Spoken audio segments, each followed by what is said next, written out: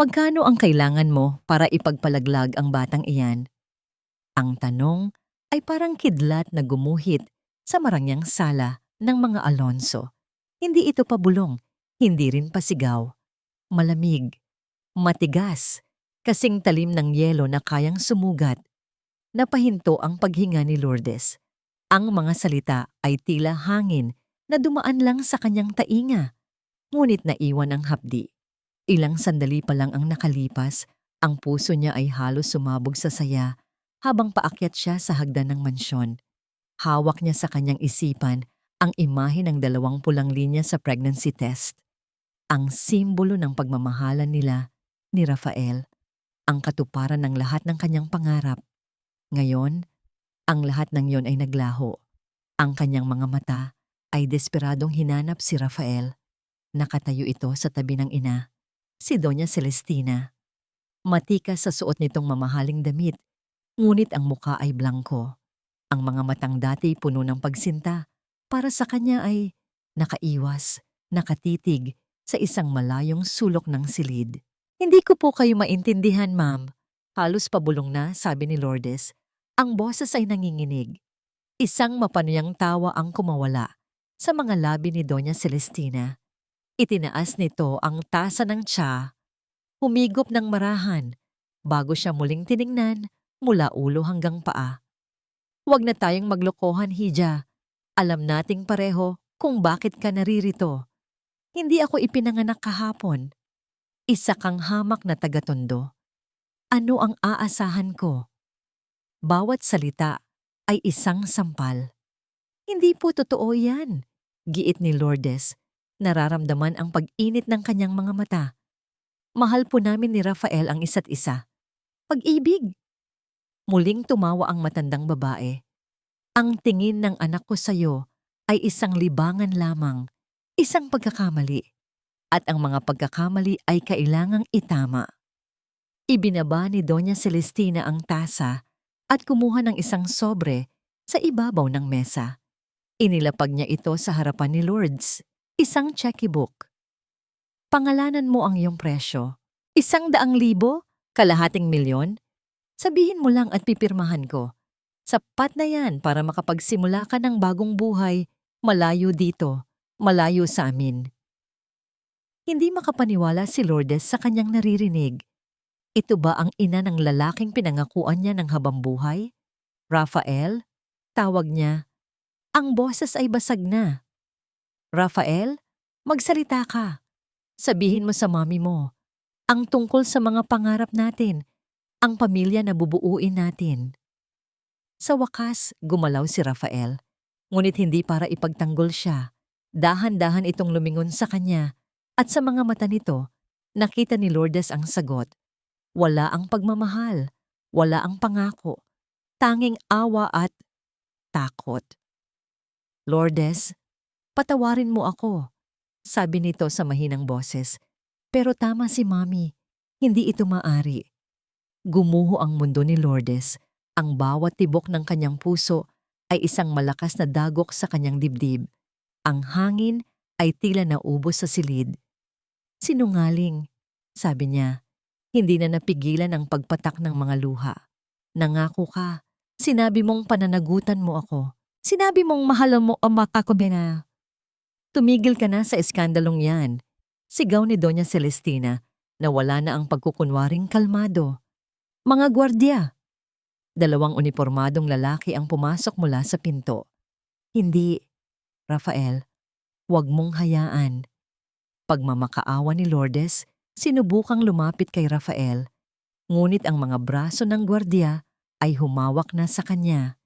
Palabasin ninyo ang babaeng iyan, malamig na utos ni Doña Celestina. Bitiwan niyo ako. Rafael, tulungan mo ako. Pero si Rafael ay nanatiling nakatayo, isang estatwang walang buhay, habang kinakaladkad palabas ng mansyon ang babaeng nagmamahal sa kanya. Nagsimulang bumuhos ang malakas na ulan sa labas, tila nakikidalamhati sa kanyang nasirang puso. Itinulak siya ng mga guwardiya, palabas ng malaking tarangkahan. Bumagsak siya sa basang semento. Ang puting bestida na maingat niyang pinili para sa espesyal na araw na ito ay nabahira na ng putik. Sa pagitan ng kanyang mga hikbi, sinubukan niyang tumayo. Ngunit sa pagpupumiglas niya kanina, naramdaman niya ang pagkalas ng isang bagay sa kanyang leeg. Ang kwintas niya, ang nag-iisang alaala mula sa kanyang yumaong ina. Napatingin siya sa sahig at sa dilim, nakita niya itong gumulong palayo. Gumapang siya, hinahabol ito, ang mga daliri ay nanginginig. Huwag, huwag, parang awa niyo na. Ngunit huli na ang lahat. Sa isang iglap, nahulog ang manipis na gintong kwintas sa isang siwang ng rehas ng kanal at nilamon ng rumaragasang tubig ulan. Nawala. Kasabay ng pagkawala nito, isang matinding kirot ang kanyang naramdaman sa kanyang puson. Isang sakit na hindi niya pa naramdaman kailanman. Napasigaw siya, hindi dahil sa sakit na pisikal, kundi sa kabuuan ng lahat ng nawala sa kanya sa gabing iyon. Ang kanyang pag-ibig, ang kanyang mga pangarap, ang kanyang anak, ang huling alaala ng kanyang ina. Lahat ay nawala, at habang ang malamig na ulan ay patuloy na bumubuhos sa kanyang walang malay na katawan, ang paligid niya ay dahan-dahang nagdilim. Isang amoy. Iyon ang unang pumasok sa kamalayan ni Lourdes. Amoy ng mainit na sabaw ng manok, pamilyar at nagbibigay ginhawa. Dahan-dahan niyang iminulat ang kanyang mga mata. Malabo ang lahat sa simula. Isang kisameng gawa sa yero, mga dingding na may kupas ng pintura. Nasaan siya? Sinubukan niyang bumangon, ngunit isang mainit na kamay ang marahang pumigil sa kanya. Dahan-dahan lang, anak. Isang malumanay na boses ang nagsalita. Napalingon si Lourdes at nakita ang maamong mukha ni Aling Nena, ang matalik na kaibigan ng kanyang ina at ang itinuring na niyang pangalawang ina. Nakaupo ito sa isang silya sa tabi ng papag na kanyang hinihigaan. Aling Nena, anong nangyari? Tanong ni Lourdes. Ang boses ay paos at mahina. Ngumiti si Aling Nena, ngunit hindi umabot sa kanyang mga mata ang saya. Nakita kita sa kalsada kagabi. Walang malay. Basang-basa sa ulan. Mabuti na lang at napadaan ako. Unti-unting bumalik ang lahat. Ang mansyon. Si Doña Celestina. Ang malamig na titig ni Rafael. Ang pagkaladkad sa kanya palabas. Ang ulan. Ang kwintas. Agad na napahawak si Lourdes sa kanyang leeg. Wala. Isang malamig at pamilyar na bigat na laging naroon ay naglaho. Kinapa niya ang kanyang dibdib, ang ilalim ng unan, ang kumot, habang ang kanyang paghinga ay bumibilis. Ang kwintas ko, nasaan ang kwintas ni Mama? Tanong niya. Ang desperasyon ay gumuguhit sa kanyang mukha. Ang lungkot sa mga mata ni Aling Nena ang naging sagot. Umiling ito ng marahan. Wala na ito nang datnan kita, Lourdes. Patawad. Isang malakas na hikbi ang kumawala kay Lourdes. Iyon na lang ang natitirang alaala sa kanya. Ang huling piraso ng kanyang ina. At ngayon, nawala na rin iyon. Bigla, isang mas malaking takot ang pumalit sa kanyang pighati. Ang kanyang tiyan. Ang anak niya. Ang baby ko. Sabi niya, napahawak sa kanyang puson. Aling Nena, ang anak ko, ligtas ba siya? Hinawakan ni Aling Nena ang kanyang kamay ng mahigpit.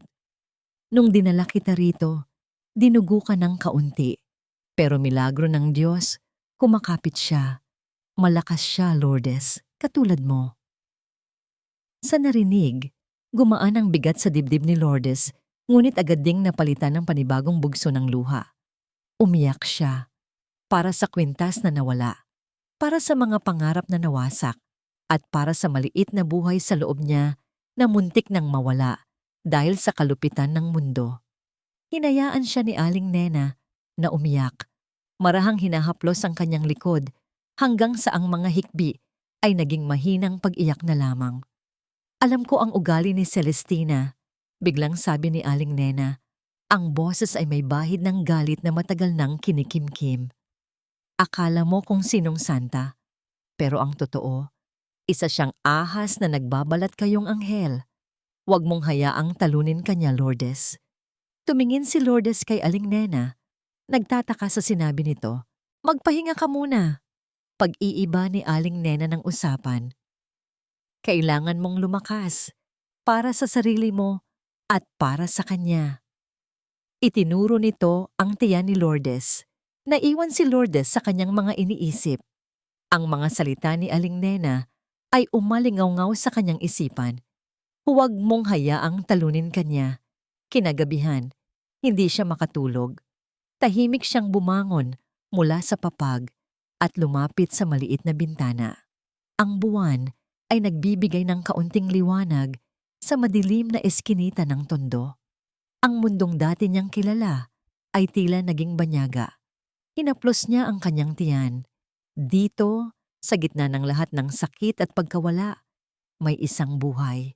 Isang parte niya at isang parte ng lalaking minahal niya ng buo ngunit sinaktan siya ng husto. Isang pangako ang nabuo sa kanyang puso. Hindi ito pangako ng paghihiganti, kundi isang pangako ng pagbangon. Hindi na siya ang Lourdes na mahina at nagmamakaawa. Hindi na siya iiyak para sa isang lalaking hindi siya kayang ipaglaban. Hindi na siya magpapatalo sa isang mundong mapanghusga. Mula sa abo ng kanyang nasirang pagkatao, isang bagong Lourdes ang isisilang. Anak, bulong niya sa hangin. Ang mga luha ay muling dumaloy sa kanyang pisngi. Ngunit ngayon, ito'y mga luha ng determinasyon. Pangako ko sa'yo, hindi mo mararanasan ang dinanas ko. Bubuhayin kita ng mag-isa. Magsisikap ako. Magiging isang ina ako na maipagmamalaki mo. Tumingala siya sa langit. Hinahanap ang pinakamaliwanag na bituin. Mama, gabayan niyo po ako. Makalipas ang 7 taon, isang kamay na may suot na puting guwantes na pangmedikal ang maingat na nag-iiniksyon ng gamot sa braso ng isang matandang babae na nahihirapang huminga. Ang silid ay simple, isang maliit na klinika sa puso ng tondo, ngunit ito ay malinis at puno ng pag-asa. Ayan, Inay, makakatulong po iyan na paluwagin ang paghinga ninyo, sabi ng isang boses na puno ng kalinga at profesionalismo. Ngumiti ang matanda. Ang mga mata ay puno ng pasasalamat. Salamat, doktora. Isa kang anghel na pinadala sa amin. Tumayo ng tuwid ang doktora at ngumiti pabalik. Ang kanyang mukha ay mas matatag na ngayon, may bakas ng hirap, ngunit nangingibabaw ang talino at kumpiyansa. Sa kanyang puting uniforme, nakaborda ang isang pangalan, Dra. Lourdes Mendoza. Ang malamyos na tunog ng piano at mahihinang tawanan ang pumupuno sa Grand Ballroom ng hotel. Para kay Rafael Alonso, ang mga tunog na yon ay ingay lamang. Ingay na matagal nang naging bahagi ng kanyang buhay. Darling, hindi ba't napakaganda ng bagong disenyo ng mga ilaw dito? Bulong ng kanyang fiancé na si Isabel habang marahang humihigop ng champagne. Dapat nating kunin ang kanilang event stylist para sa engagement party natin. Tumango lang si Rafael, isang pilit na ngiti ang nakapaskil sa kanyang mga labi. Magandang ideya, Hon. Pero ang isip niya ay lumilipad sa ibang lugar. 7 taon na ang nakalipas. 7 taon na siyang nabubuhay sa isang gintong hawla na itinayo ng kanyang ina, CEO ng Alonso Corp, isang magandang fiancé mula sa isang pamilyang kasing yaman nila. Nasa kanya na ang lahat ng sinabi ng ina niya na dapat niyang gustuhin. Pero, bakit pakiramdam niya ay may kulang? Bakit tuwing gabi, sa gitna ng katahimikan ng kanyang malapalasyong silid, may isang anino pa rin ng isang maulang gabi na bumabalik sa kanyang alaala? And now, let us all welcome our guest speaker for tonight, isang tunay na inspirasyon mula sa kanyang komunidad. Mula sa Tondo Community Clinic, bigyan natin ng masigabong palakpakan si Dr. Lourdes Mendoza. Bahagyang natigilan si Rafael sa pangalang iyon. Lourdes, isang pamilyar na pangalan, ngunit marami namang Lourdes sa mundo. Ipinagsawalang bahala niya ito. Ngunit nang umakyat sa entablado ang babae, hindi niya maiwasang mapatitig.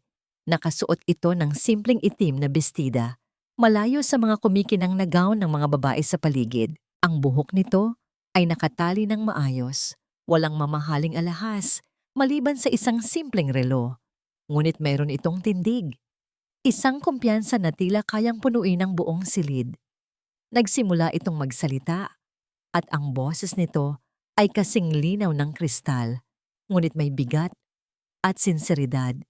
Hindi ito nagsalita tungkol sa mga numero o statistika. Nagsalita ito tungkol sa mga totoong tao, tungkol sa isang lola na hindi makabili ng gamot sa hika, tungkol sa isang batang malnourished, tungkol sa isang komunidad na kailangan ng tulong, hindi ng awa. Ang kalusugan ay karapatan, hindi pribilehiyo, sabi nito. Ang mga mata ay nag-aalab sa entablado. Ang tunay na pagbabago ay wala sa mga ganitong pagtitipon, kundi nasa puso ng bawat isa sa atin na handang kumilos. Parang isang sampal sa kaluluwa ni Rafael ang bawat salita. Ang lahat ng tao sa paligid niya ay pumapalakpak dahil iyon ang dapat gawin.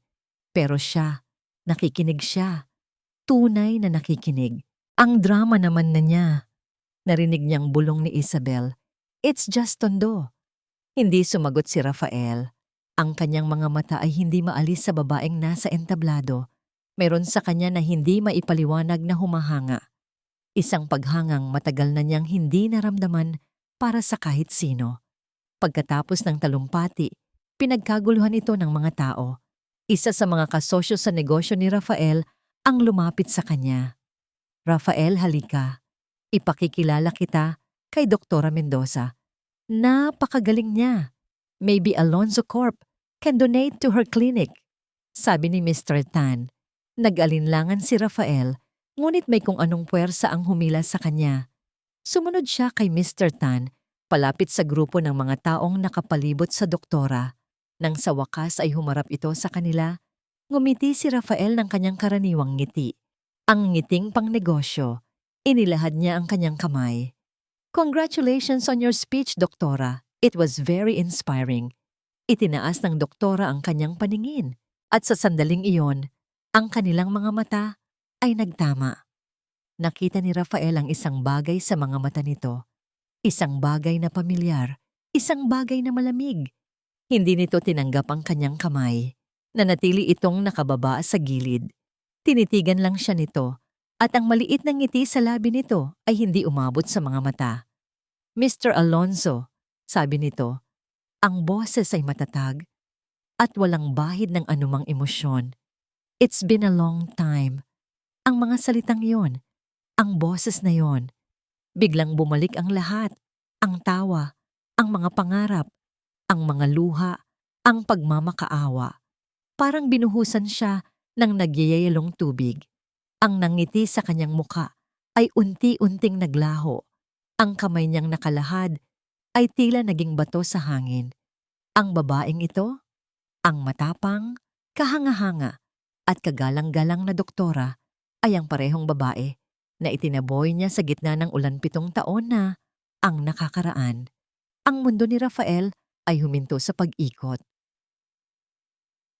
Gabi na ng pabalibag na bumukas ang pinto ng pribadong pag-aaralan ni Doña Celestina.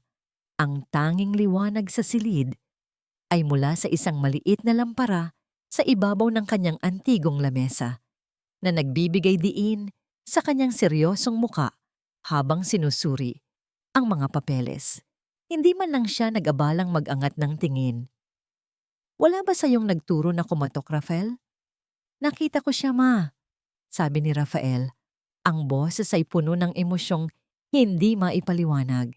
Hindi ito galit, hindi rin lungkot. Isang halo ng pagsisisi at pagkalito.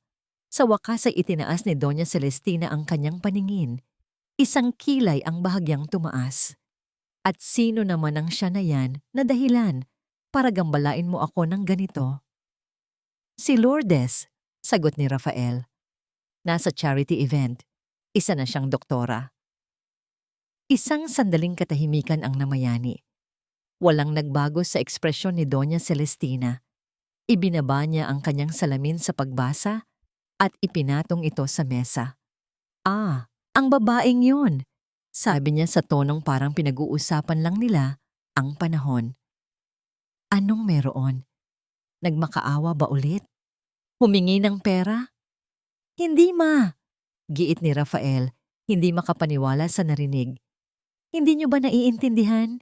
Kagalang-galang siya. Hinahangaan ng mga tao at ni hindi man lang niya ako kinamayan. Isang mahinang tawa ang kumawala sa mga labi ni Celestina. At iyon ang ipinag-aalala mo? Ang ego mo? Rafael, anak, 7 taon na ang nakalipas.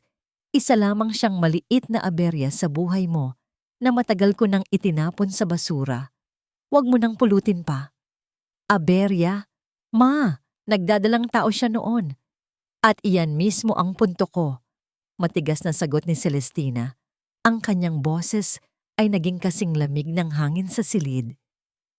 Naisip mo ba kung anong mangyayari sa pangalan ng pamilya natin kung ipinagpatuloy mo ang kahibangang iyon? Ang Alonso Corp. Ang kasunduan natin sa pamilya ni Isabel. Lahat ng iyon ay mawawala dahil sa isang pagkakamali. Iniligtas kita, Rafael. Dapat kang magpasalamat. Napailing si Rafael. Hindi niyo maintindihan. Ang hindi ko maintindihan ay kung bakit hanggang ngayon, iyan pa rin ang iniisip mo. Sabi ni Celestina, tumatayo at lumalapit sa bintana. Tinitingnan ang kumikinang na mga ilaw ng syudad sa ibaba. Tapos na ang isyong yan. Mag-focus ka sa kung anong mahalaga. Ang iyong fiancé, ang kumpanya, at ang kinabukasan mo. Kinabukasan, habang nag-aalmusal si Doña Celestina, pumasok ang kanyang pinagkakatiwalaang tauhan na si Rico. Ma'am, narito na po ang impormasyong ipinahanap ninyo. Sabi nito, inilapag ang isang folder sa mesa. Binuksan ito ni Celestina habang humihigop ng kape. Dryla Lourdes Mendoza. Nagpapatakbo ng isang maliit na klinika sa Tondo na nagbibigay ng libreng serbisyo sa mga mahihirap. Napangisi siya. Isang santa-santita, kung gayon. Kilala po siya roon, ma'am. Dagdag ni Rico. Anghel ng Tondo po ang tawag sa kanya ng mga tao. Malaki po ang respeto sa kanya ng komunidad. Nawala ang ngisi sa mukha ni Celestina. Naging inis. Anghel? Huwag mo akong patawanin. At isa pa po, ma'am. Nag-aatubiling sabi ni Rico. Base sa mga mapa, ang klinika niya ay nakatayo mismo sa isang lote na kasama sa bibilhin ng Alonso Corp para sa Tondo Redevelopment Project. Natigilan si Doña Celestina. Bigla, hindi na ito isang multo ng nakaraan. Isa na itong balakid. Isang problema sa kasalukuyan. Ang kapal ng mukha niya. Bulong niya sa sarili matapos umalis ni Rico. Ang pagbabalik ni Lourdes ay hindi na isang pagkakataon lamang. Para kay Celestina, ito ay isang hamon. Isang tahimik na pagdedeklara ng digmaan. Ang babaeng minsan niyang inapakan ay naglakas loob na tumayo sa kanyang daraanan. Hindi niya ito papayagan. Kinuha niya ang kanyang telepono at tinawagan si Rico. Ang boses niya ay kalmado, ngunit sa ilalim nito ay may bagsik na kayang magpayanig ng lupa. Rico, gusto kong mag-imbestiga ka pa. Lahat. Ang nakaraan niya. Sino ang ama ng anak niya? Kahit anong dumi na mahahanap mo. Masusunod po, ma'am. At pagkatapos, pagpapatuloy ni Celestina, ang mga mata ay nanlilisik. Gawin mo ang lahat para sirain ang pangalan niya. Gamitin mo ang nakaraan niya. Ang pagiging ina na walang asawa, ang kahirapan, lahat. Gusto kong pagsisihan niya ang araw na bumalik siya sa Maynila. Kinagabihan, sa maliit na opisina ng kanyang klinika, pagod ngunit masayang, tinatapos ni Lourdes ang kanyang mga papeles. Isang mahabang araw, ngunit sulit. Biglang nag-vibrate ang kanyang cellphone. Isang mensahe mula kay Aling Nena. Lourdes, anak, nakita mo na ba ito? May kasama itong link sa isang hindi pamilyar na blog. Nagtatakang pinindot ito ni Lourdes. Bumungad sa kanya ang isang artikulo. Ang pamagat na nakasulat sa malalaking pulang letra ay tila isang suntok sa kanyang sikmura. Anghel ng Tondo o Anghel ng Kadiliman. ang nakaraang itinatago ni Doktora Mendoza. Nanlamig ang buong katawan ni Lourdes habang binabasa ang mga unang linya na naglalaman ng mga kasinungalingan at kalahating katotohanan tungkol sa isang dalagang ina na hindi kilala ang ama ng kanyang anak. Parang isang suntok sa sikmura ang bawat salita sa artikulo. Nanlamig ang buong katawan ni Lourdes habang nakatitig sa screen ng kanyang cellphone. Tila may isang kamay na humigpit sa kanyang lalamunan, ninanakaw ang kanyang hininga. Kasinungalingan, mga kalahating katotohanan na binaluktot para magmukha siyang marumi. Ang kanyang nakaraan, ang pinakamasakit na bahagi ng kanyang buhay ay inilantad at ginawang isang sandata laban sa kanya. Walang hiya sila. Narinig niyang sigaw ni Aling Nena mula sa kanyang likuran na sumisilip din pala sa kanyang telepono. Ito ay gawa ng demonyong si Celestina. Sigurado ako. Kinabukasan, naramdaman ni Lourdes ang epekto ng lason. Ang karaniwang masiglang hintayan ng klinika ay mas tahimik. May iilang pasyente na umiiwas sa kanyang tingin. May mga nagbubulungan sa sulok. Bawat bulong ay parang karayom na tumutusok sa kanyang puso. Doktora, totoo po ba? Lakas loob na tanong ng isang ina na laging nagpapakonsulta sa kanya. Ngumiti si Lourdes, isang nangiting pilit na itinatago ang sakit. Ang mahalaga po ay kung paano ko kayo ginagamot ngayon. Hindi po ba, Aling Martha? Huwag po kayong mag-alala. Ngunit sa loob niya, unti-unting gumuho ang kanyang katatagan. Ang tiwalang pinaghirapan niyang buuin sa loob ng maraming taon ay tila sinisira sa isang iglap. Sa gitna ng kanyang pag-aalala, tumunog ang telepono ng klinika. Tondo Community Clinic. This is Lourdes speaking. Good morning. Am I speaking with Dr. Lourdes Mendoza? Tanong ng isang formal na boses sa kabilang linya. Yes, this is she. This is Attorney Ramon De Leon from De Leon and Associates Law Firm. I am the legal counsel for the estate of the late Doña Pilar Alonso. Natigilan si Lourdes Alonso. Ang apelyidong yun ay nagdulot ng kilabot sa kanyang gulugod.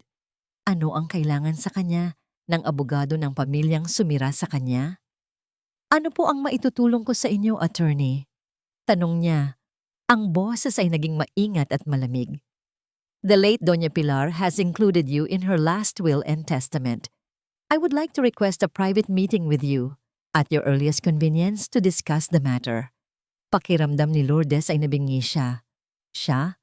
Sa huling habilin ni Doña Pilar, ang mabait na lola ni Rafael na iilang beses lang niyang nakita? Imposible. Baka isang patibong. Attorney, I think you have the wrong person. You are Lourdes Mendoza, formerly a resident of Sta Ana, Tondo, correct? Hindi na nakasagot si Lourdes. Kinabukasan, nag-aalangan man. Tinungo niya ang address ng law firm sa Makati. Ang opisina ay nasa isang mataas na gusali. Ang sahig ay gawa sa makinang na marmol. Malayo sa mundong kanyang ginagalawan, si Atty. De Leon ay isang may edad ng lalaki na may mabait na mga mata. Iginaya siya nito sa isang silya. Salamat sa pagdating, doktora, sabi ng abogado. Alam kong maaaring naguguluhan ka. Sobra po, attorney. Tapat na sagot ni Lourdes. Si Doña Pilar ay isang babaeng may matalas na pakiramdam, panimula ni Atty. De Leon. Hindi man kayo madalas magkita, ay palihim kanyang sinusubaybayan. Sa paglipas ng mga taon, hinangaan niya ang iyong katatagan.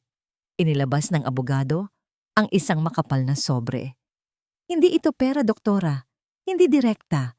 Ang iniwan sa iyo ni Doña Pilar ay isang bagay na mas mahalaga, isang safe deposit box sa isang bangko. Lalong naguluhan si Lourdes. Isang kahon? Ano po ang laman? Hindi ko alam.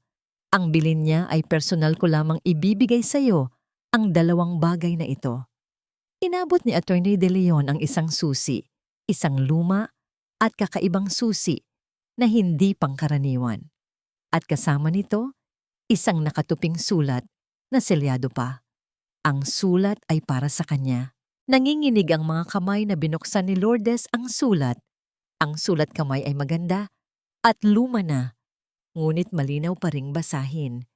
Mahal kong Lourdes, kung binabasa mo ito, nangangahulugang wala na ako sa mundong ito. Patawarin mo ang aking pamilya sa sakit na idinulot nila sa iyo.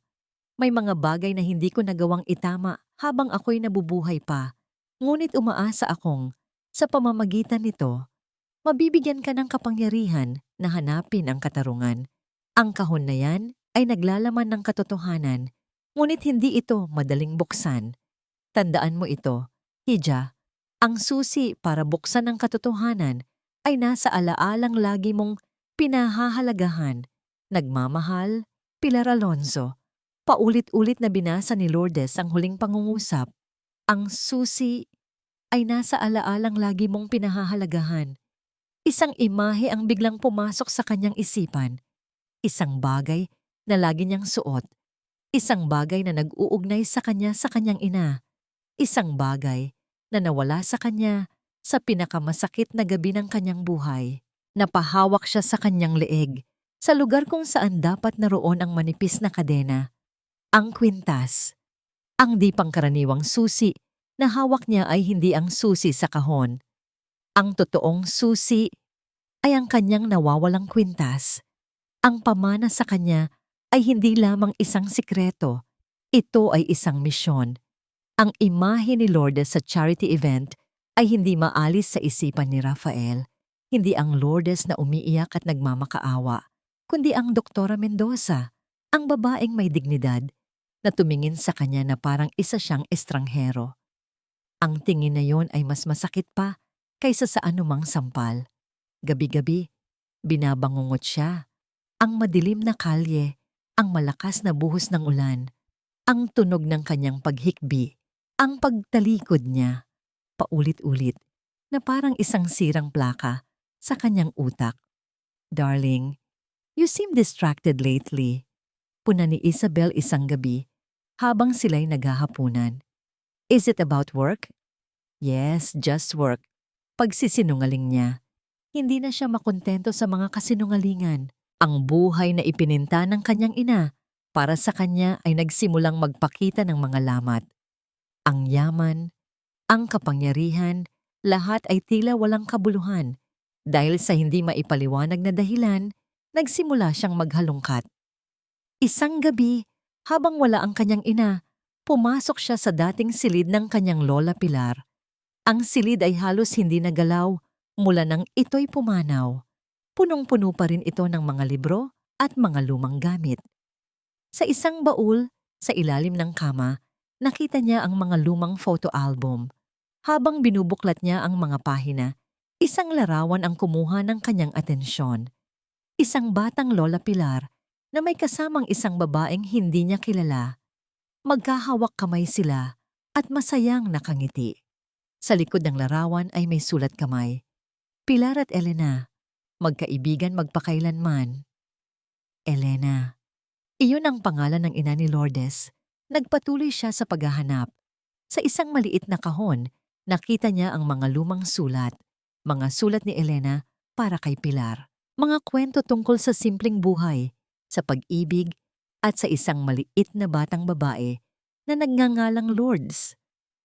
Sa ilalim ng mga sulat, may isang diary. Ang diary ni Lola Pilar, ngunit kakaiba. Ang mga nakasulat ay hindi tungkol sa kanyang araw-araw na buhay, kundi mga numero, mga pangalan ng kumpanya, at mga petsa. Tila isang imbestigasyon. Ang pangalan ng Alonzo Corp ay paulit-ulit na nababanggit. Nagsimulang magkonekta ang mga piraso sa isip ni Rafael. Kinabukasan, hindi siya pumasok sa opisina. Nagtungo siya sa tondo. Humanap siya ng isang taong maaaring makaalala sa pamilya ni Lourdes. Dinala siya ng kanyang pagtatanong sa isang pamilyar na tao, si Aling Nena. Naabutan niya itong nagwawalis sa tapat ng bahay nito. Noong una, ayaw siyang kausapin nito.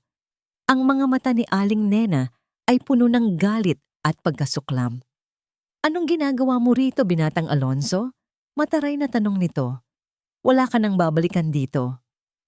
Aling Nena, parang awa niyo na. Pagmamakaawa ni Rafael. Gusto ko lang maintindihan. Tungkol sa kwintas ni Lourdes, ang bigay daw po ng kanyang ina. Gaano po iyon kahalaga? Natigilan si Aling Nena. Tinitigan niya si Rafael ng matagal na para bang sinusukat ang kanyang pagkatao. Mahalaga? Mapait na sabi ni Aling Nena. Higit pa sa buhay niya ang halaga niyon. Hindi iyon ordinaryong alahas. Regalo iyon ni Doña Pilar sa kaibigan niyang si Elena. Sabi ni Elena sa akin noon, iyon daw ang kanilang susi sa katotohanan. Ano man ang ibig sabihin yon, susi sa katotohanan.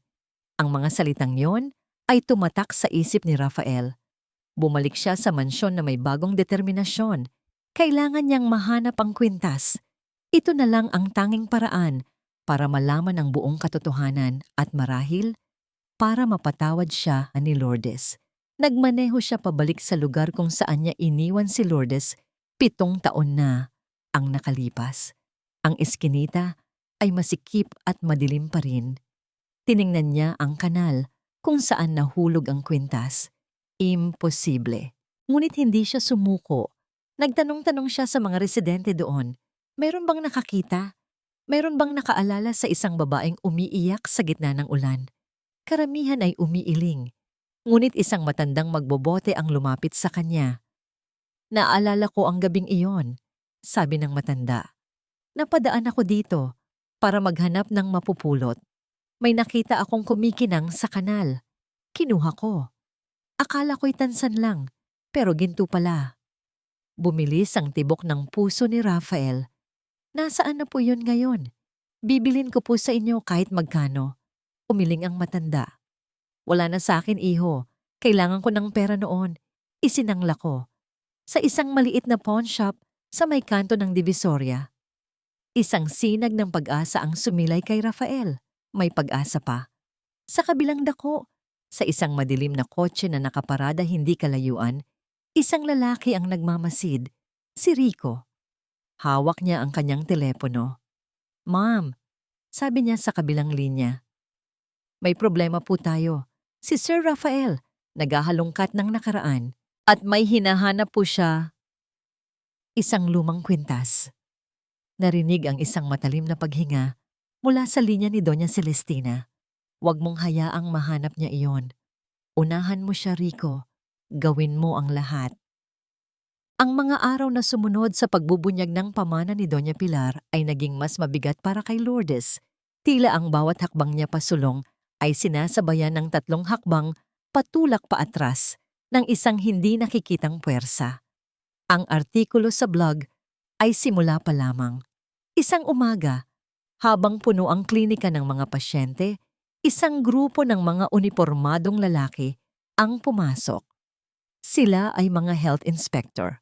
Dr. Mendoza, nakatanggap po kami ng isang anonymous complaint tungkol sa sanitation standards ng inyong klinika. Sabi ng pinuno ng grupo, hindi man lang tumitingin sa kanya, abala sa paglista sa isang clipboard. Nagulat si Lourdes. Ang klinika niya ang kanyang buhay. Araw-araw, sinisiguro niya at ni Aling Nena na malinis at maayos ang lahat. Walang problema, sir. Malugod po naming tinatanggap ang inyong inspeksyon. Sabi niya, pinipilit na maging kalmado sa harap ng kanyang mga pasyente na nagbubulungan na. Ngunit ang inspeksyon ay hindi pangkaraniwan. Tila bawat sulok ay hinahanapan ng mali. Isang maliit na agyo sa kisame. Isang expired na bote ng alcohol na nakatabi sa bodega para itapon na sana. Mga maliliit na bagay na pinalaki. Ang kanilang mga kilos ay hindi para mag-inspeksyon, kundi para mangharas. Pagkatapos ng ilang oras, iniwan nila siya na may listahan ng mga paglabag at isang babala ng posibleng suspensyon. Pero hindi pa doon natapos. Kinagabihan, pag-uwi niya sa maliit na apartment na tinitirhan nila ng kanyang anak na si Marco, 2 babae na nagpakilalang mula sa DSWD ang naghihintay sa kanya. Mrs. Mendoza, may report po kaming natanggap tungkol sa posibleng kapabayaan sa isang menor de edad. Sabi ng isa sa kanila, ang mga mata ay sinusuri ang kabuuan ng kanilang simpleng tahanan. Nanigas si Lourdes. Ano? Ang anak ko? Si Marco ay ang buhay ko. Hinding-hindi ko siya pababayaan. Pumasok sila at nagsimulang magtanong. Mga tanong na tila idinisenyo para iparamdam sa kanya na isa siyang masamang ina. Sino ang ama ng bata? May sapat ka bang kita para suportahan siya? Totoo bang madalas mong iniiwan ang bata nang mag-isa sa gabi? Bawat tanong ay isang patalim na tumataraki sa kanyang pagkatao.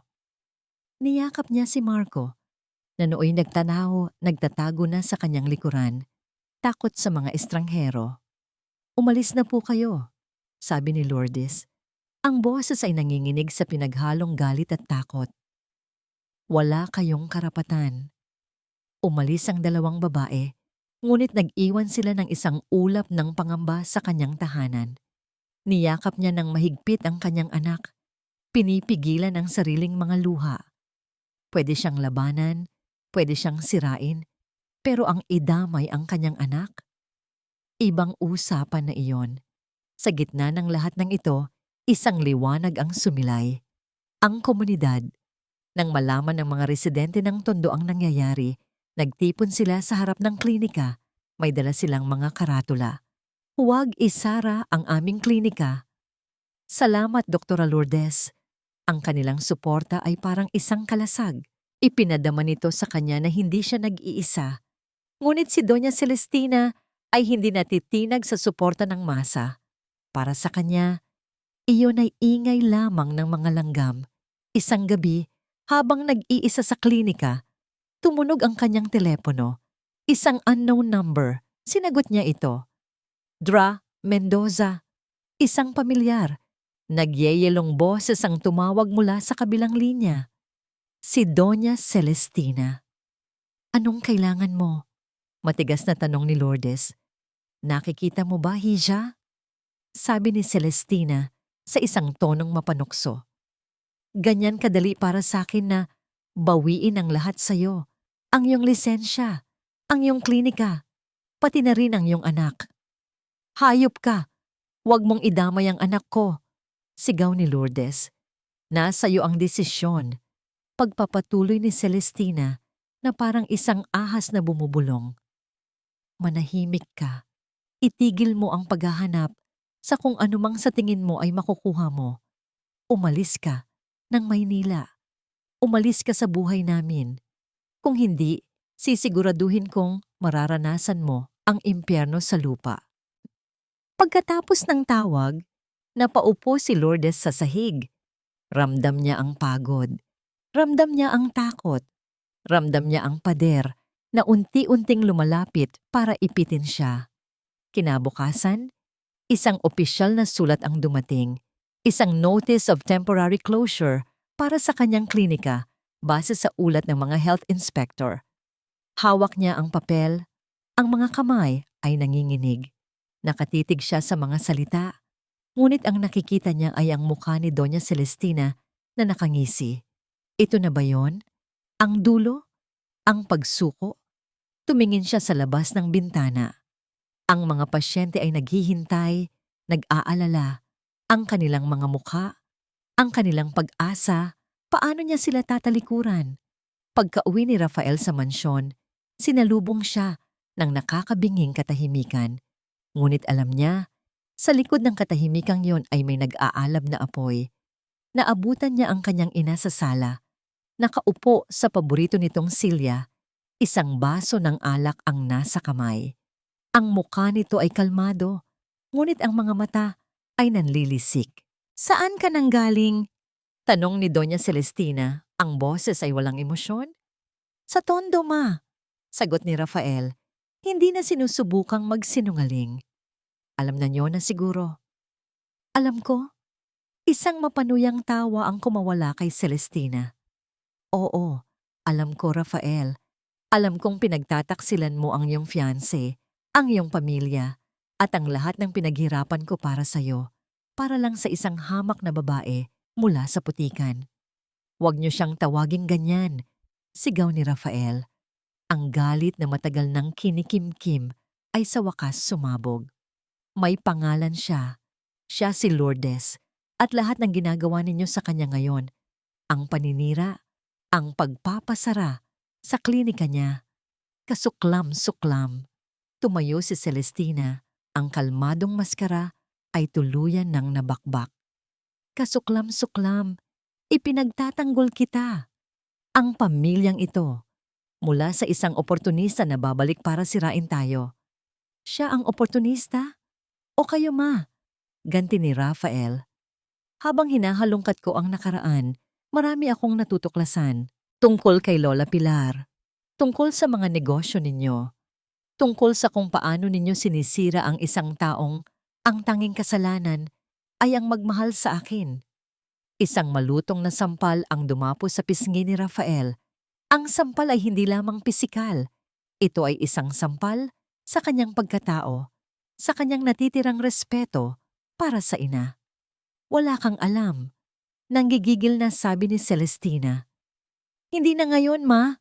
Matigas na sabi ni Rafael. Hawak ang namumulang pisngi. Hindi na kita kilala. Ang mga mata ni Doña Celestina ay nanlamig. Kung ganoon, mamili ka, Rafael, sabi niya sa isang boses na mas matalim pa sa anumang sigaw. Siya at ang kahirapan at kahihiyan na dala niya, o ang lahat ng ito, ikinumpas niya ang kanyang kamay sa buong karangyaan ng kanilang mansyon. Ang yaman na ito, ang kapangyarihan, ang buhay na nararapat sa'yo, pumili ka. Hindi sumagot si Rafael. Tinalikuran na lamang niya ang kanyang ina at ang makamandag nitong mga salita. May mas mahalaga siyang kailangang gawin.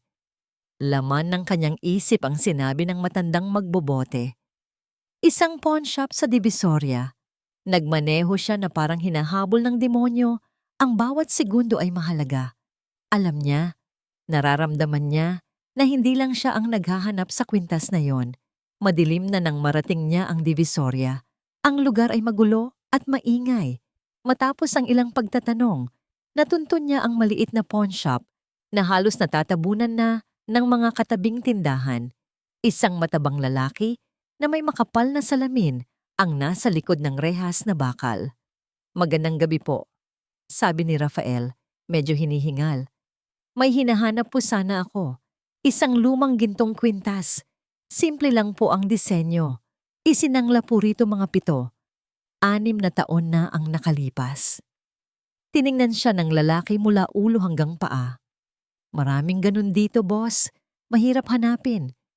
Espesyal po ito. Giit ni Rafael. Inilarawan niya ang bawat detalye na naaalala niya mula sa mga lumang litrato at sa mga kwento ni Aling Nena. Tila may naalala ang lalaki. Pumasok ito sa isang silid sa likod. Ang bawat minutong paghihintay ay parang isang oras para kay Rafael. Lumabas ang lalaki, hawak ang isang logbook. Ayon sa record dito, may tumutugma nga. Pero ano po? Tanong ni Rafael, ang puso ay kumakabog. Pasensya na, boss, sabi ng may-ari ng pawn shop, kinakamot ang ulo.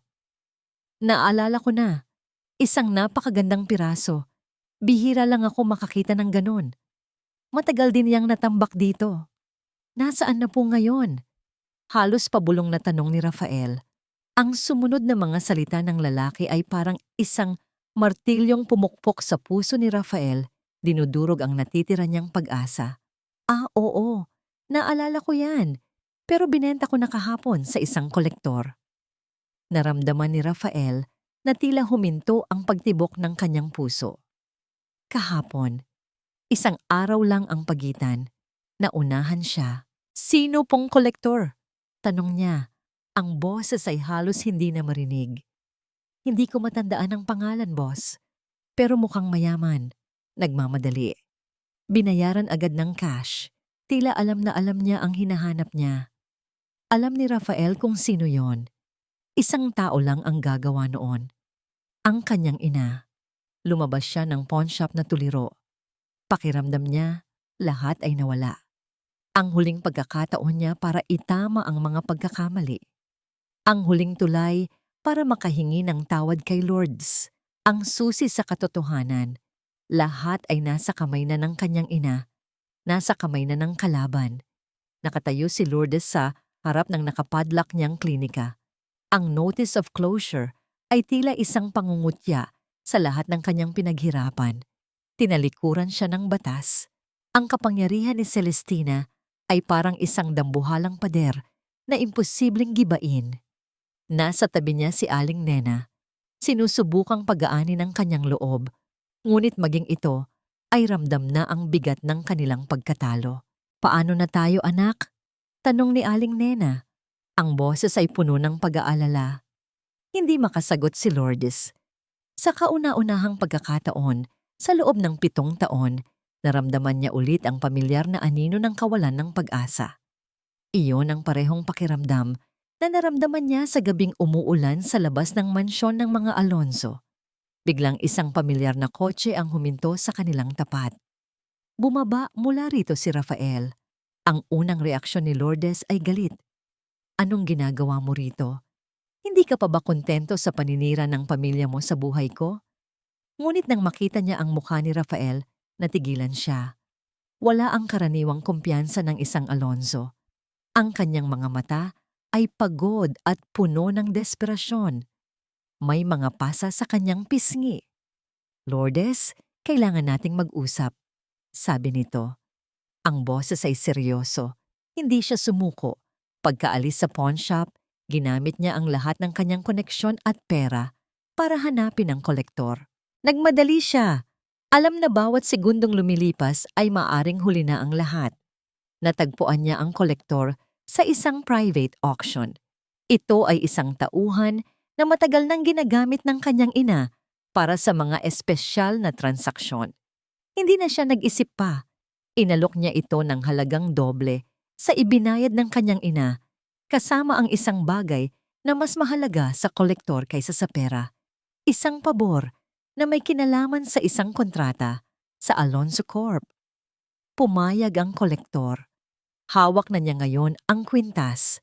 Ang maliit na piraso ng metal na yon ay parang mas mabigat pa kaysa sa buong yaman ng kanilang pamilya.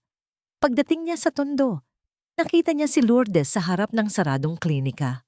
Ang tanawin ay parang isang kutsilyong humiwa sa kanyang puso. Ito ay kasalanan niya. Kasalanan ng kanyang kaduwagan. "Nahanap ko na," sabi niya. Hindi na nagpaligoy-ligoy pa. Inilahad niya ang kanyang palad. Sa gitna noon, nakalagay ang isang manipis, bahagyang kupas na gintong kwintas. Napatitig si Lourdes. Ang kanyang paghinga ay tila nahinto. Dahan-dahan, itinaas niya ang kanyang nanginginig na kamay at hinawakan ito. Ang pamilyar na lamig at bigat ng alaala ng kanyang ina. Nagsimulang mamuo ang luha sa kanyang mga mata. "Patawarin mo ako, Lourdes," sabi ni Rafael. Ang boses ay basag. Sa lahat-lahat. Dinala sila ng kanilang mga paa sa nag-iisang lugar na alam nilang ligtas sa loob ng maliit na simbahan ng tondo. Umupo sila sa isang bangko sa harap. Ang tanging ilaw ay mula sa mga kandila sa altar. Sinabi sa sulat ni Doña Pilar na ito ang susi. Bulong ni Lourdes habang sinusuri ang kwintas. Tiningnan ito ni Rafael. Hindi iyan mukhang susi.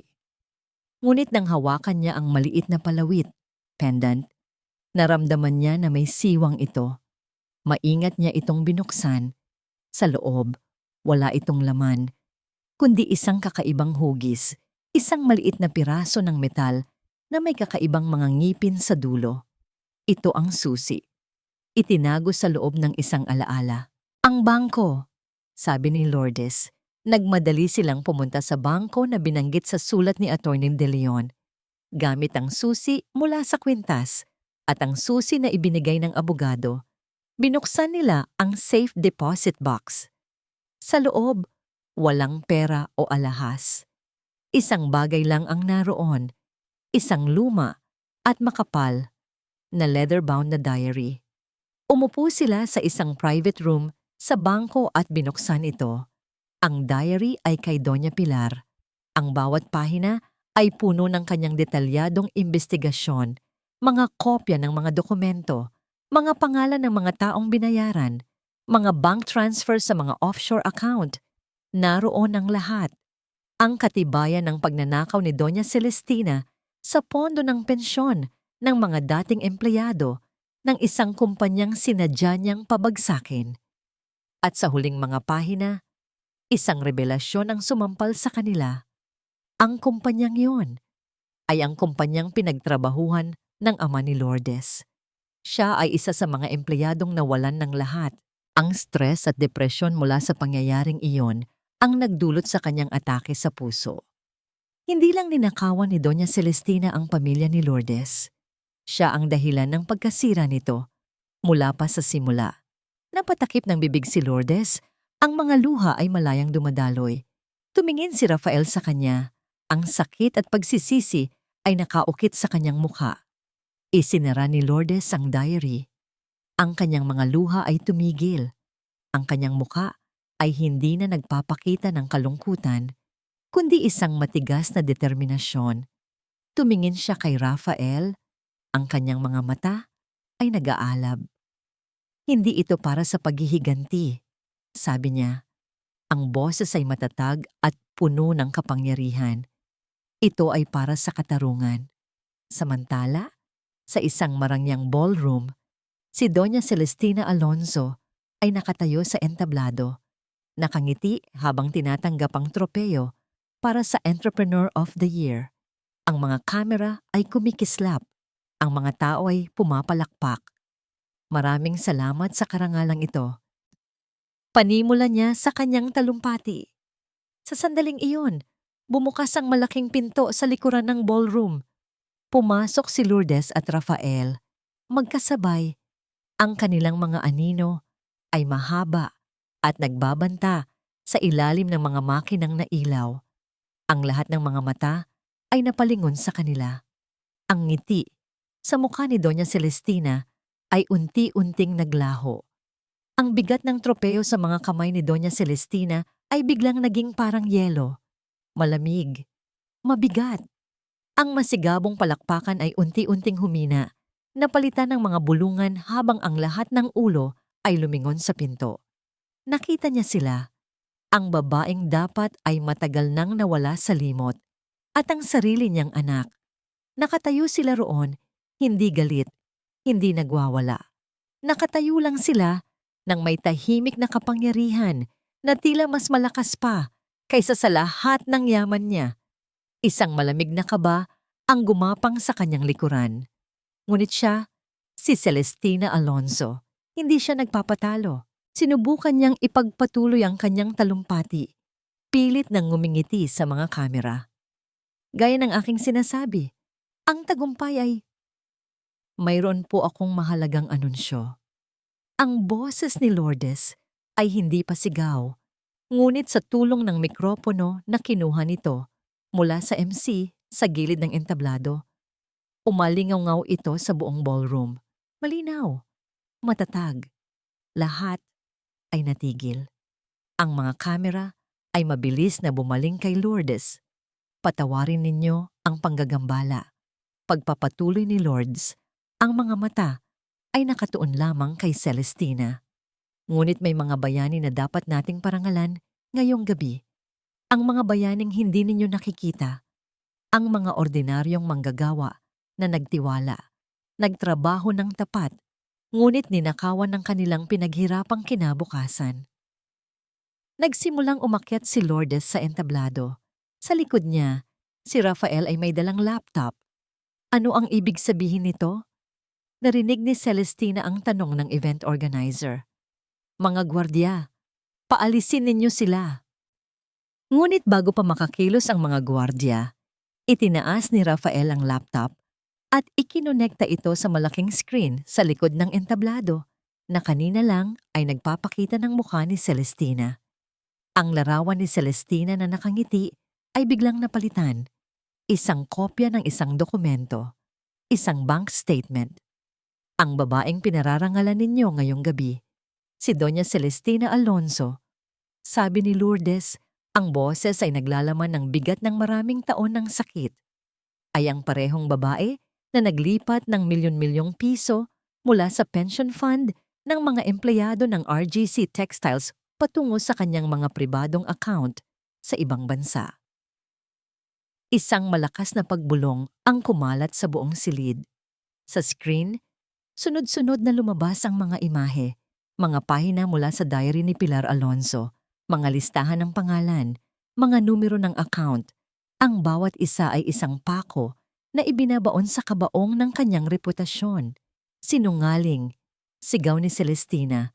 Sa wakas ay natinag sa kanyang pagkakatayo. Gawa-gawa lang yan. Paninira. Tumingin sa kanya si Lourdes, hindi nang may galit, kundi nang may awa. Narito po ang katotohanan. Isinulat mismo ng ina ng asawa niya, si Doña Pilar Alonso, na hindi na nakayanan ng kanyang konsensya ang mga kasamaang ito. Ang pinakamatinding dagok ay dumating. Isang lumang larawan ang lumabas sa screen, ang larawan ng kanyang ama, isang masayang manggagawa sa RGC Textiles. Ang isa sa mga biktima niya, sabi ni Lourdes. Ang boses ay nagsimulang manginig ngunit hindi nabatsag.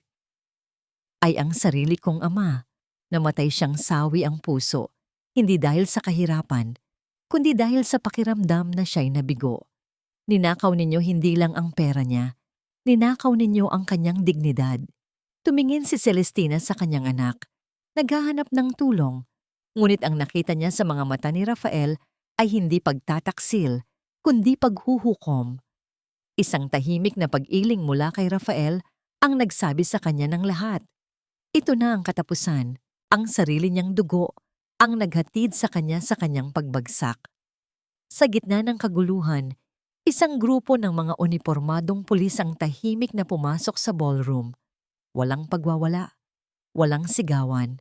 Habang papalapit ang mga pulis, ang lahat ng lakas ay tila nawala sa katawan ni Celestina. Ang tropeyo ay nahulog mula sa kanyang mga kamay, lumikha ng isang malakas na kalabog sa sahig na narinig sa buong katahimikan ng silid. Hindi siya sumigaw ng pusasan siya, hindi siya nagmakaawa. Ang tanging nagawa niya ay tumitig. Tumitig sa mukha ni Lourdes Mendoza, ang babaeng minsan niyang itinuring na basura, ngayon ay nakatayo sa kanyang kinalalagyan, hindi bilang isang naghihiganti, kundi bilang isang simbolo ng katarungang matagal nang ipinagkait. Habang inilalabas siya ng mga pulis, ang mga flash ng kamera na kanina lang ay nagpaparangal sa kanya, ay siya na ngayong kumukuha ng larawan ng kanyang kahihiyan. Ang kanyang imperyo na itinayo sa kasinungalingan at kasakiman ay gumuho sa isang gabi lamang. Isang linggo ang lumipas. Ang klinika ni Lourdes ay bukas na muli, mas abala kaysa dati. Ang mga dating nagdududang pasyente ay bumalik na may dalang paumanhin at pasasalamat. Habang nag-aayos siya ng mga gamot, isang pamilyar na anino ang tumabon sa kanyang pinto. Si Rafael, nakatayo ito roon, nakasuot ng simpleng damit, malayo sa karaniwan niyang kasuotan. May ngiti sa kanyang labi, ngunit mayroon ding lungkot sa kanyang mga mata. Gusto ko lang magpaalam, sabi niya. Napatigil si Lourdes sa kanyang ginagawa. Ibinaba niya ang hawak na mga gamot at hinarap si Rafael ng buo. Sa unang pagkakataon, mula nang magkita silang muli, walang pader sa pagitan nila. Wala nang galit, wala nang takot. Tanging ang bigat at gaan ng isang nakaraang sabay nilang tinapos. Magpaalam, ulit niya sa sinabi nito. Tumango si Rafael, isang maliit at malungkot na ngiti. Ang gumuhit sa kanyang mga labi. Ibenta na ang lahat ng ari-arian ng pamilya. Lahat ng makukuha ay ibabayad sa mga empleyadong ninakawan ni Mama. Kung may matira, ibibigay ko sa'yo, sa klinika, para sa mga tao. Hindi mo kailangang gawin yan, Rafael.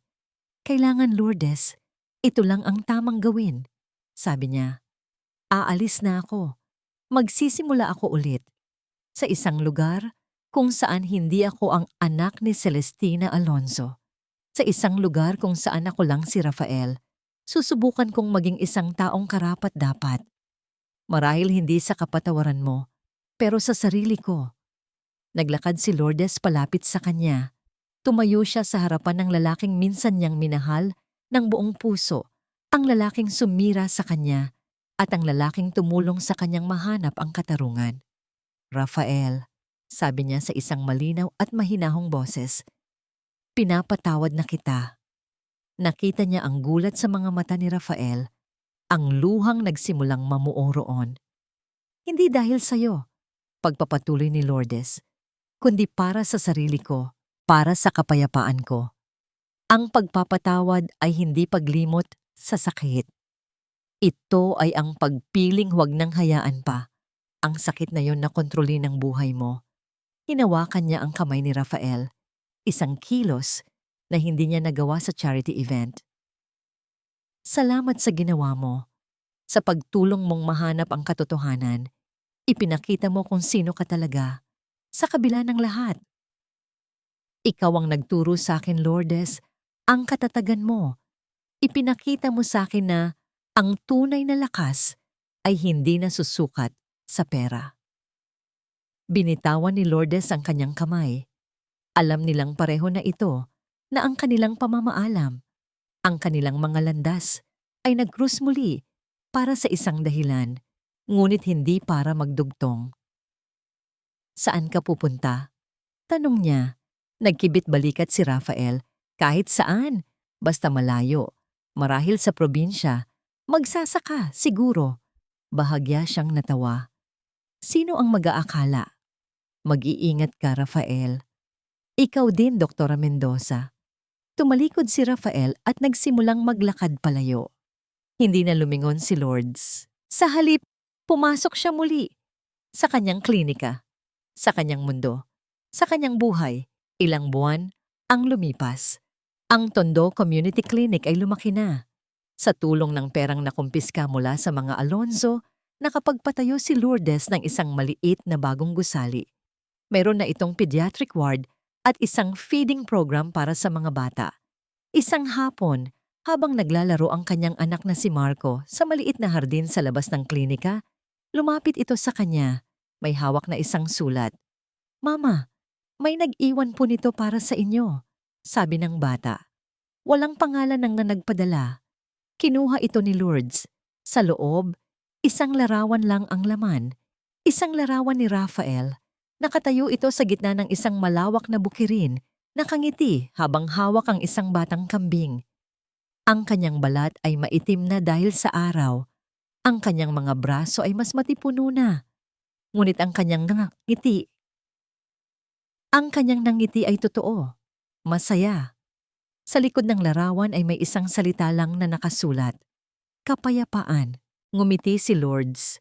Tinupi niya ang larawan at itinago ito. Doktora, handa na po ang mga pasyente. Sigaw ni Aling Nena mula sa loob. Susunod na po, sagot niya. Lumapit si Marco at niyakap siya. I love you, Mama. I love you too, anak, sagot ni Lourdes. Hinahalikan ang tuktok ng ulo ng kanyang anak. Tumingin siya sa paligid, sa kanyang anak, sa kanyang klinika, sa mga taong naghihintay sa kanya, mga taong nagtitiwala sa kanya. Hindi niya nakuha ang buhay na pinangarap niya 7 taon na ang nakalipas. Sa halip, natagpuan niya ang isang buhay na mas makabuluhan. Isang buhay na binuo hindi mula sa mga pangako ng pag-ibig, kundi mula sa mga piraso ng kanyang basag na puso. Mga pirasong binuo niyang muli, hindi para sa iba, kundi para sa kanyang sarili at para sa mga taong nangangailangan sa kanya. At sa gitna ng ingay at sigla ng Tondo, sa ilalim ng sikat ng araw, nahanap ni Doktora Lourdes Mendoza ang kanyang tunay na kaligayahan, isang kaligayahang hindi matutumbasan ng anumang yaman o kapangyarihan, isang kapayapaang nagmumula sa paghilom at paglilingkod. Ang kanyang bagong simula. At dito nagtatapos ang kwento ni Lourdes at Rafael. Mga minamahal kong tagapakinig, maraming salamat sa inyong walang sawang pagsubaybay at pagsama sa amin sa paglalakbay na ito. Mula sa unang kabanata hanggang sa pagtatapos na ito, ang pagsulat sa kwento ni Lourdes ay isang karanasang puno ng emosyon. Nasaksihan natin ang kanyang pagbagsak sa pinakamadilim na yugto ng kanyang buhay, ngunit nasaksihan din natin kung paano siya nakahanap ng lakas upang bumangong muli. Hindi gamit ang paghihiganti, kundi gamit ang pusong naghahangad na maghilom at magpagaling. Ang kwentong ito ay isang paalala na ang tunay na dignidad ay hindi nakikita sa yaman o kapangyarihan, kundi sa ating kakayahang magmalasakit sa kapwa, na ang pagpapatawad ay isang regalong ibinibigay natin, hindi para sa taong nanakit, kundi para sa sarili nating kapayapaan. At higit sa lahat, na kahit sa pinakamasakit na sugat, may pag-asang sisibol at mamumukadkad. Umaasa po ako na ang kwento ni Dr. Lourdes Mendoza ay sumapuso sa inyo at nagbigay ng bagong inspirasyon. Ngayon, nais ko namang marinig ang inyong saloobin. Aling bahagi ng kwento ang pinakatumatak sa inyo? Ano ang mga aral na inyong napulot? Huwag po kayong mag-atubiling ibahagi ang inyong mga komento sa ibaba. Ang inyong mga salita at damdamin ang tunay na nagbibigay buhay sa aming mga istorya. Hanggang sa ating susunod na kwento, ito po ang inyong manunulat, nagpapaalam ng may pasasalamat at pagmamahal.